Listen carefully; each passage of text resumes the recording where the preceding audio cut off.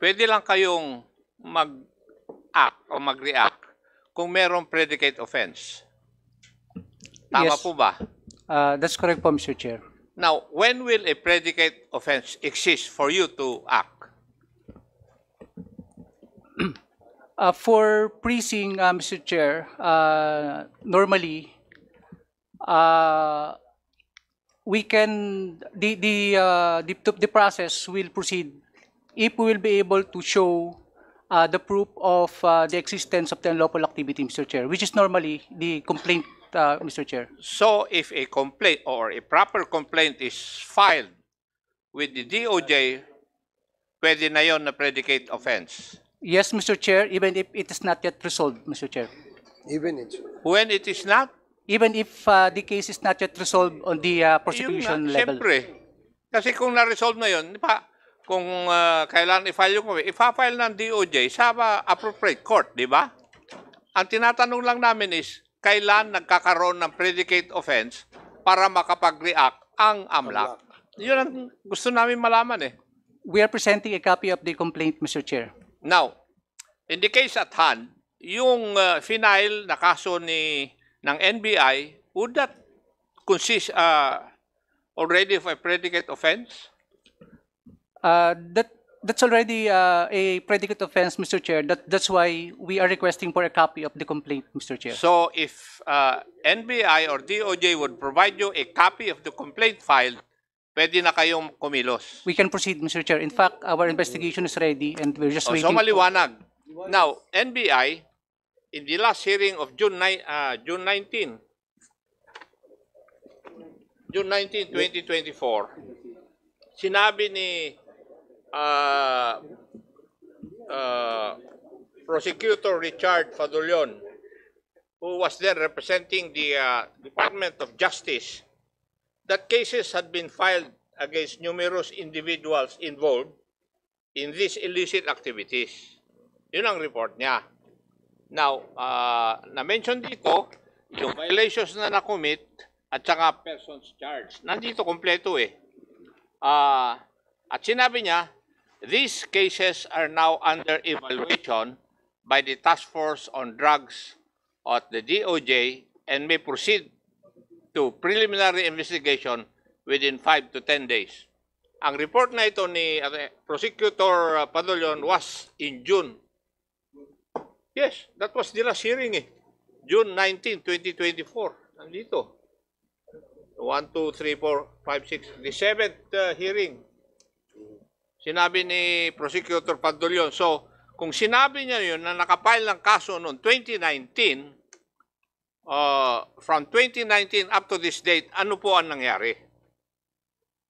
Bakit hindi kayo makapag-report kung dinismiss ng DOJ o i-final yung kaso sa korte? Which is the normal course of things to happen. Ano? Ano na nangyari? Nakabitin doon sa DOJ? Ha? Yes, Your Honor. So from June 19 up to July 10, wala pang action ng DOJ. Is that what you're trying to tell us? No, we had a meeting I think last week, Mr. Chairman, that they're requesting for to include the names already because the warrant has been issued and we were already provided by the telecommunication company with the names of the numbers that was used by the suspects. If the warrants were issued already, there is already a case in court. Di No, po ba? the warrants Hindi for the naman pwedeng mag-issue ng warrant yung DOJ. No, Mr. Chairman, warrant for the disclosure of data of the cell phones. Warrant for the disclosure.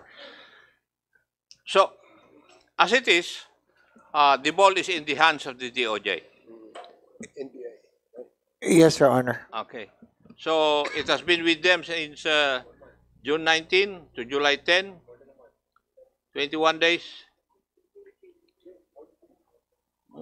June 19 eh. Ay, mali yung mathematics mo eh. So, ganun ang sitwasyon, current situation nito, kaso na ito. Now, LRA, nandito po ba?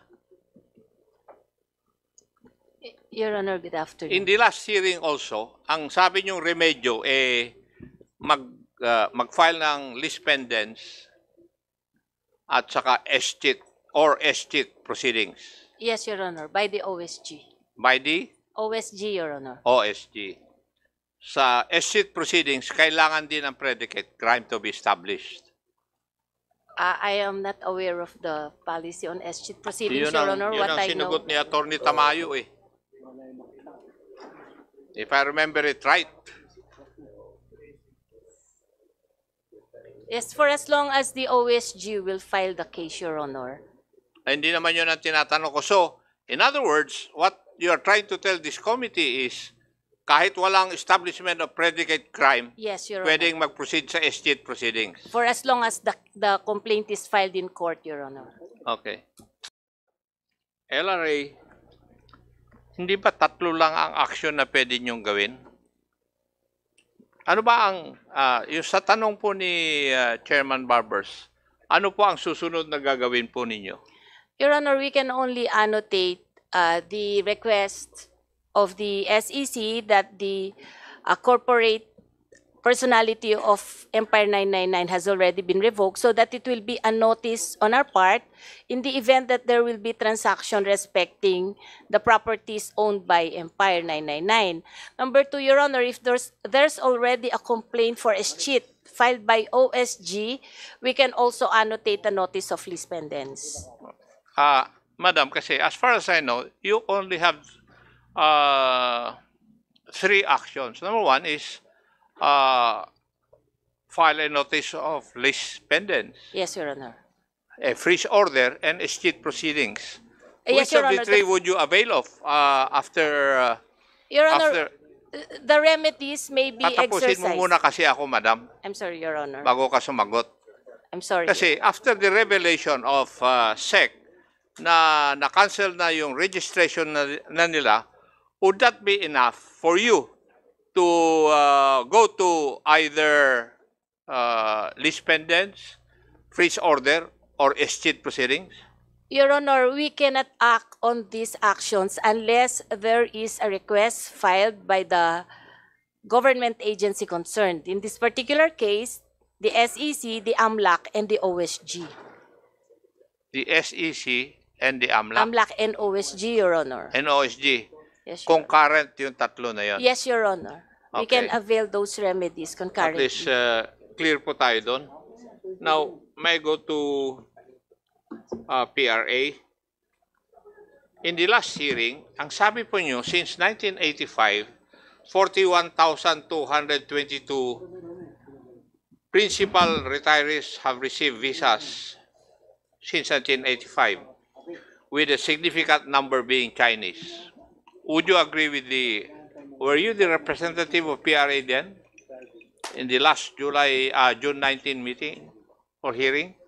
I was there, Your Honor, but I'm not the one who answered you. Yes, but would you agree with the data presented by your representative then? Yes, Your Honor. I think it was Your Honor. Ang sinabi niya on record, Ito ba? PRA highlighted data as showing 41,222 principal retirees having received visas since 1985, with a significant number being Chinese nationals. Yes, Your Honor. I think it was generated May 2024, if my recollection serves me right, Your Honor. So since 1985, 41,000, Yes, Your Honor. and most That of them was- Chinese. Yes, Your Honor. Now, this would include yung age bracket of 35 years. Kasi nabago lang ito noong 2021. Sabi po ninyo, it was raised to 50 years old. Yes, Your Honor. Tama? Yes, Your Honor. Now, if I may I request that you give us a copy or a list of Chinese nationals availing of this protocol to acquire visa from 2016 up to the present? Yes, Your Honor. We will provide the data, Your Honor. Yes, yung from 2016 up to 2024. Yes, Your Honor. I will check if I already have the documents. I will submit now. But if there's none, we will submit it as I Your said Honor. from 2016 to 2024. Chinese nationals only. Yes, for Chinese nationals Yes, Your Honor. who availed of this process of acquiring a visa. Yes, Your Honor. Ah, We will comply. Thank you, Mr. Chair. Maliwanag na po lahat. Oh, thank you, Congressman Acop. So, ano ko lang kung if I got it right. So, pag yung S-cheat, kailangan meron na i-file sa korte. Yes, Your Honor, before we will register a notice of list. Okay, pero dun sa Anti-Money Laundering Council action, a mere complaint is already sufficient for them to freeze the account, correct? Yes, Mr. Chair. Okay, so NBI, the ball is in your hands. Sabi nga ni, we've been asking you in the last 7 hearings of this committee. I remember, I think it was the 7th or the 6th hearing of the committee when we asked NBI kung ano na yung kaso, na i-file nyo na ba?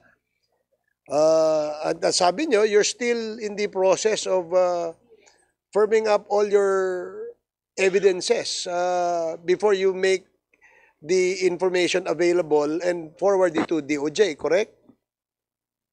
Parang ang tagal na masyado nung kasong yan. Yes, please. Yes, Mr. Chairman, as you have uncovered in this investigation, this is a very complicated case. So we cannot attack the birth certificates of these people directly, no? Or indirectly. So we have to attack it directly by going to court or in whatever way we can. So we try to find a way to attack this by presenting controverting evidence, and it took us a lot of time. And because of the holidays that last year, we underestimated the challenges that's going to be posed by the holiday season. So it took us really a lot of time. And because of the court's delay in the issuance of the warrant for the disclosure of data, that's the reason why this case got delayed. I'm surprised why the NBI does not know that a mere complaint is already sufficient for the Anti-Money Laundering Council to take action. Ba't hindi nyo alam yun? Ang issue ngayon, yung assets ng isang alleged drug lord eh. Are you telling us, you're telling this committee, Attorney Galicia, na before you filed that complaint before the DOJ, kailangan kumpletuhin mo yung una, yung birth certificate issue, yung drugs issue, yun ang napaka-importante eh. Diba? That should have been the primary issue here, correct?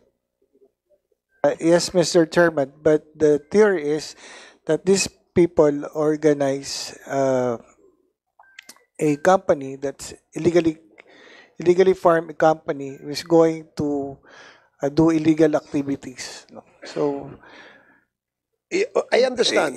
yes, Mr. Chairman, because the DOJ told us that if we're just going to rely on the articles of incorporation as a basis for filing a complaint, that will not be enough. So we have to gather Not evidence. enough to secure a conviction. Is that what you're saying? Yes, for Okay. establishing prima facie. Okay. Yun nga yung sinasabi lang nung Anti-Money Laundering Council, complaint lang eh. What we're trying to prevent is that these people actually dispose of their properties and assets because they are now a subject of an investigation, di ba? Parang ang gusto natin palabasin, para hindi sila makapag-dispose ng kanilang mga property. Alam mo, we lost a lot of time. It is already more than half of the year 2024. This anti-illegal drug operations spearheaded by you was in 2023 of October. Does it take that much time for the NBI to file and initiate the filing of a case against these suspects? Di ba? Isip, meron kang Empire 999 that owns the warehouse where the drugs are discovered. So, di ba ba enough? Di ba ba sufficient yun? According to the Department of Justice, Mr. Chairman, that's not enough. And so when they advised you that is not enough? Yes, Mr. Chairman. So DOJ yan? Yes, Mr. Chairman. So, sino sa DOJ nag-advise sa inyo yan? The task force on illegal drugs, they required us to secure a warrant for the disclosure of data and to coordinate with the Chinese embassy. Marami sir ang pinagawa so that we could not file it. And because of DC-20, Mr. Chairman, that's not filing of a complaint. That's for purposes of evaluation. That's not yet a complaint. A complaint is when they said you may file this for preliminary investigation. That's the only time we can file it for purposes of preliminary investigation. And that's I think what they need. So yung filing of an information sa DOJ will not result to a preliminary investigation? Yung ginawa po namin is for purposes of evaluation lang po in compliance with DC-20. So they have the final say whether you were going to file it for preliminary investigation. Congressman Nakop? Yeah. Attorney Galicia, I have here a copy of the letter of Undersecretary Raul Vasquez. Di ba? Tama po yung sinasabi ninyo na undergoing evaluation. Pero dito po sa sulat ni Undersecretary Vasquez, nakalagay dito na the National Prosecution Service, Office of the Secretary of Justice Prosecution Staff, is currently evaluating the said complaint and its annexes. Pero meron siyang pasubali. In this regard, the NBI has yet to comply with the requested documents before the same could be docketed and assigned to an investigating prosecutor. So, until and unless NBI would submit the requested documents by the DOJ, hindi po kikilos ito. Di po ba? Mr. Chairman, that's why the agent on case is working with the assigned prosecutor of this case. We already forwarded all the documents they needed, but they're asking for additional. Yeah. Now, I will ask NBI, do you have the requested documents in your possession?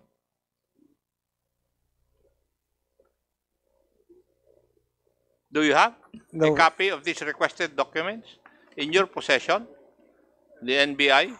This is the first time I read this request, Mr. Chairman. Kasi kung wala sa inyong possession itong documents na hinihiling ng DOJ, hindi kayo makapagsasubmit at hindi kikilos yung kaso. Kasi yun ang inaantay ng DOJ for NBI to submit the requested documents before the same could be docketed and assigned to an investigating prosecutor. We already submitted all the documents, Mr. Chairman. So, wala na ito. Naibigay nyo na lahat. Yes, Mr. Napag-comply Chairman. na po kayo rito. We have complied with it.